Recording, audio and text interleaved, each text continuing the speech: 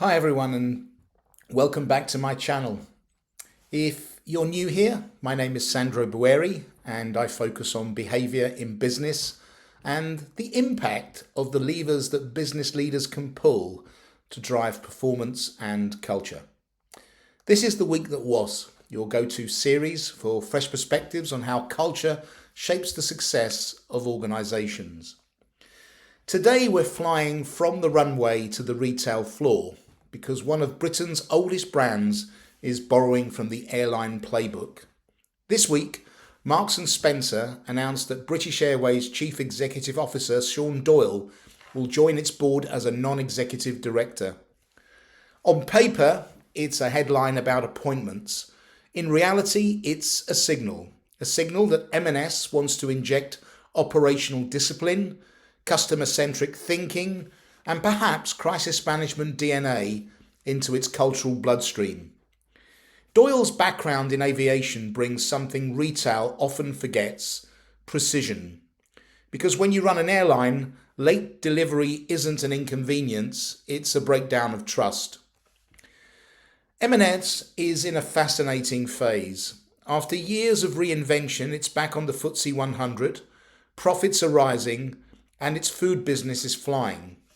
But sustaining momentum demands more than a turnaround plan, it needs a turnaround culture.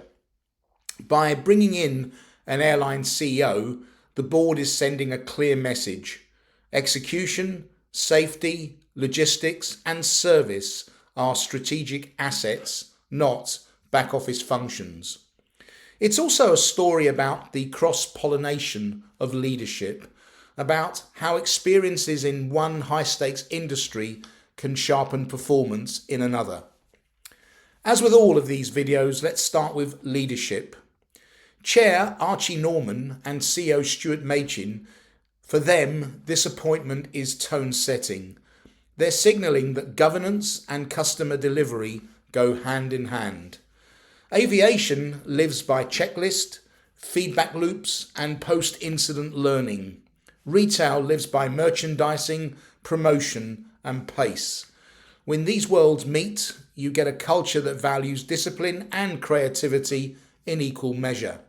And that's the leadership sweet spot, when control and curiosity reinforce rather than cancel each other. Let's now turn to opportunity management, for our control friends, also known as risk management. From an opportunity lens, M&S is seizing a moment to translate operational excellence into customer trust. It's saying, if we can run our logistics like an airline runs its fleet, we can deliver reliability customers can feel. But every opportunity carries risk.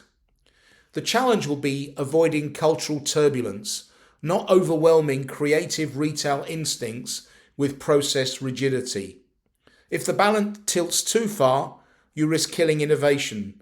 Too loose, and the standards drift. The real opportunity lies in blending BA's operational rigour with M&S's emotional connection to customers. Done right, it's performance art in motion. What about the 5 levers that shape culture and behaviour? Let's start with hiring. M&S isn't hiring shop floor staff here, it's hiring mindsets. By bringing Doyle onto the board, it's aligning talent with desired values: reliability, safety, and composure under pressure. In terms of tone setting, the board is communicating that precision is the new creativity. Leaders must now confirm that message is understood all the way down to the warehouse and the store teams.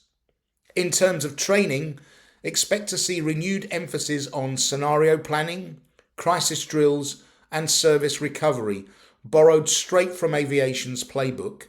It's behavioural awareness training, not just skills training.